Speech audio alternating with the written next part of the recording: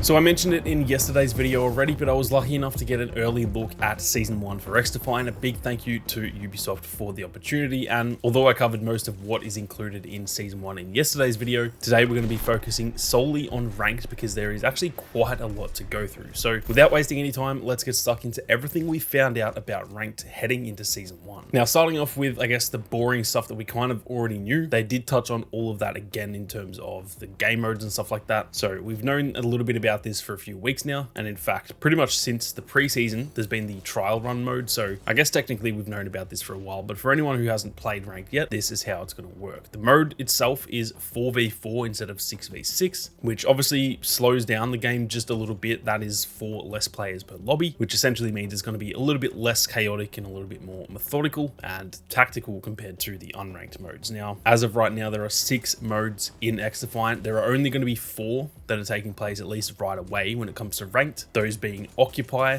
Domination, Zone Control, and Escort. That means there will be no Team Deathmatch or Hotshot involved in Ranked, which I think makes sense. Those modes are kind of lacking any sort of objective. Obviously, Hotshot does technically have an objective, but it's pretty similar to TDM, and yeah, TDM's not an objective-based mode, so it's kind of hard to put that in Ranked, which is pretty much the same as every other Ranked mode in every other shooter. Now, the thing that they touched on that we didn't actually know about, though, is that there are a few changes coming to every single mode that's going to be in Ranked, or at least 3 of them anyway, because Escort will have no changes, but for the other 3 modes there are changes coming to those specific modes. So outside of just the 4v4 aspect of it, Occupy does actually have predetermined rotation of the objectives. How it currently is in the unranked modes is that obviously in Occupy the objective rotates around the map, but it goes to random spots every single time. They're not going to be doing that in Ranked. It's going to be predetermined, meaning you guys will be able to learn the order of the rotation on each map, and that means that it kind of allows players to sort of set up and get ready for the movement and the rotation of that objective, and essentially just removes the randomization, because obviously in Ranked it can be kind of tough with any level of randomization because it can often favor one team, and that could cause a team to win when they maybe didn't actually deserve to win. So yeah, the rotation of the objectives in Occupy will be predetermined. Obviously we're going to need to learn that by simply just putting the time into the mode, but it will be the same every single time across each map.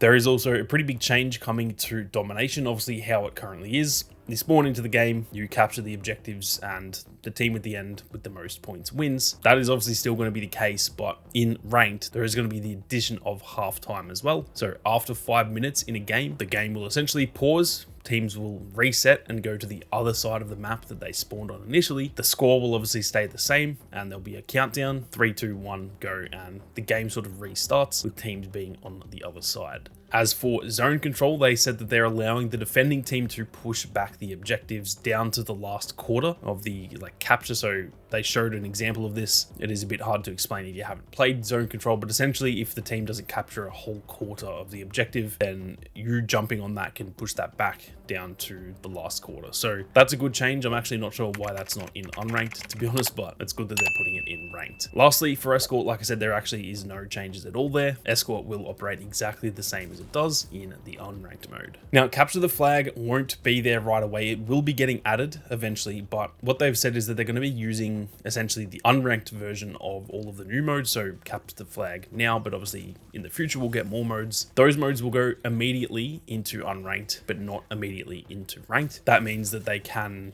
use the unranked version as sort of a test and see how it plays once, you know, the masses get their hands on it, see if there's any tweaking that needs to happen before it goes into ranked. Because obviously if they add capture the flag to the game and add it to ranked at the exact same time, there could be issues with it, and it could cause a lot of issues in ranked, which causes people to lose, and it just becomes unfair. So I think that's actually a good idea. They didn't really go into the time frame. It could be a month, it could be the next season. We don't really know just yet, but I'd imagine it will be essentially as soon as they feel comfortable putting it into ranked. Now, they did also drop a teaser for the new bomb game mode, which is essentially search and destroy. And again, that will most likely be the same. It won't be there right at launch, but once they know that it's safe to put in there, it will eventually be making its way into ranked. Now, just quickly for those interested in making the weapon grind a little bit easier in XDefiant, Mitch MitchCactus.com has you covered, as they'll actually grind weapon levels, attachments, and skins for you while you're out at work or at school. They have well over 10,000 verified Trustpilot reviews. All of their packages are completely safe and legitimate. They also have 24/7 customer support and even a 100% money back guarantee. Head on over to MitchCactus.com using the link in the description and use code SAMMY for 5% off for a limited time only. Now, in terms of the actual ranks and how the matchmaking and all that kind of thing works, they went into a lot of detail about this, which I love. So I'm going to run you guys through all of that. Now, at the start of each season, there's going to be a 7-day grace period at the beginning of the season where we can play ranked, but there is no actual ranks enabled. Pretty similar to how it is right now in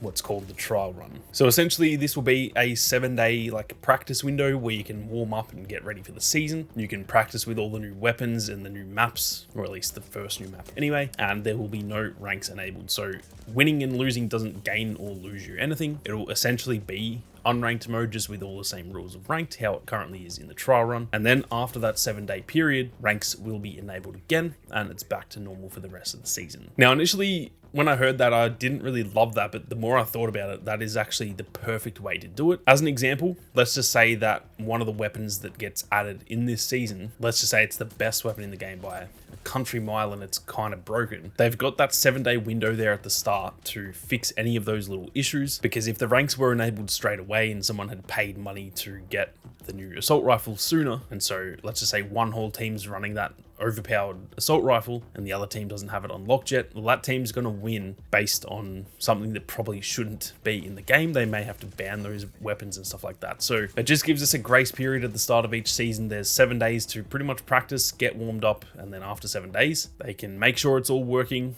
as intended, and then the ranking begins. Now, in terms of the actual ranks themselves, there are 7 different ranks in XDefiant. There's going to be bronze, silver, gold, ruby, emerald, diamond, and then legends. And each of those ranks will then have 10 levels within them. So for example, there'll be like silver 10, silver 9, silver 8, all the way up to silver 1. Then once you rank up, you go to gold 10 and so on. Each level will have 100 RP, which is obviously rank points to get to the next level. And RP is based primarily on wins and losses, but your own performance does factor into it too, which I think is the best way to do it. So essentially what that means is that winning and losing is by far the most important element. The main thing you want to do when you're playing ranked is win. That's first and foremost what you should be trying to do. But for example, let's just say your 3 teammates are absolute NPCs and the other team is just a pretty normal team, but you're an absolute freak and you dominate the lobby, but because the other team is kind of better than your team, that team wins. And it can sometimes feel a little bit unfair when that happens, when you have,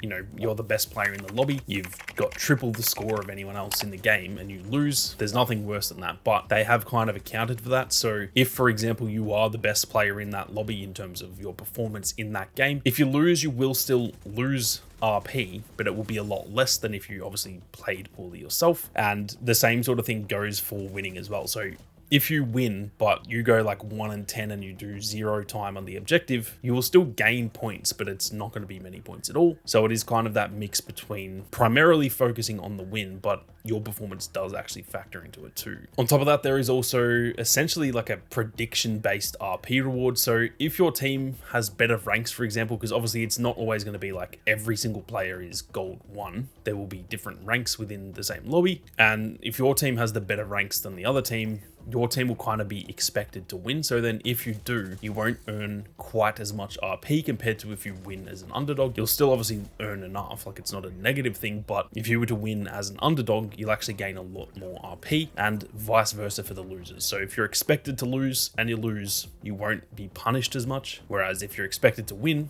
and you lose, you'll be punished actually more than you should have been. They also confirmed you can see your rank and RP level at all times. So there's no hidden MMR in here at all. You can check your rank, you can check how close you are to promotion and stuff like that, which is very good to hear. Now, like I said, each season your rank is going to reset, but depending on how well you did in the previous season, you will be reset into different levels of silver. So for example, if you finish like in that legend rank, you'll be pretty much silver 1 come the start of the new season. But they also confirmed if you only ranked in bronze, then you'll just be reset to bronze anyway. So at the start of every new season, every single player will be either in bronze or in silver when they start out, unless you just didn't play at all in the previous season. And so that means that it kind of gives you the benefit of, if you did place really highly in the previous season, you do get a little bit of a head start rather than every single person having to start at like bronze 10 from the beginning of the season. Now, lastly, they also talked a little bit about the matchmaking side of it. They confirmed that you can 4-stack, so you can play in parties of 4, but the top and bottom players on the team must be within 15 ranked levels of each other to assure that it always stays balanced. That stops anyone, say like a bronze 10 player playing with a diamond 1 player. That shouldn't really be happening because that's going to throw the balancing off completely. So that sort of thing isn't allowed. But for example, if you're silver 5 and you've got a teammate in gold 1, you guys can still play together. It's the same sort of thing for matchmaking as well, so everyone will be within 15 levels of each other. Now, you can 4-stack, like I said, but from diamond onwards, you can only be in a max party of 2 to avoid 4 stacks versus like teams of solos, because obviously that is completely unfair. So yeah, if you guys do get to diamond and beyond, you will only be able to play with 1 extra person, meaning that each team will either be a team of solos or a team of 2 duos, or obviously a team of like 2 solos and a duo. Now, lastly, they also touched on rewards, and they said that as soon as you hit a new rank, those rewards that you get for that rank are going to be unlocked. And then even if you do go back down, you know, through losing a bunch of games, you will still keep those rewards. So once you hit a rank, that is realistically all that matters. If you hit like diamond and then by the end of the season you're all the way somehow back in silver, it doesn't really matter. You've kind of gotten everything you need from getting to diamond in the first place, which again, I think is the best way to do it. Unfortunately, they didn't really show any of the rewards other than the paintball themed red skins, which we can see a little bit of gameplay here. They do look very cool, but yeah, I'm not too sure if there's more skins or not. They also did confirm that there's going to be something really cool for any of the players who make it to the top 500 players every single season. But that is pretty much everything that we learned about ranked heading into season 1, guys. I'm keen to hear all of your thoughts on this, so be sure to leave them down in the comment section. But with that being said, thank you all very much for watching. You guys have a great day, and I'll see you all out there in the arena.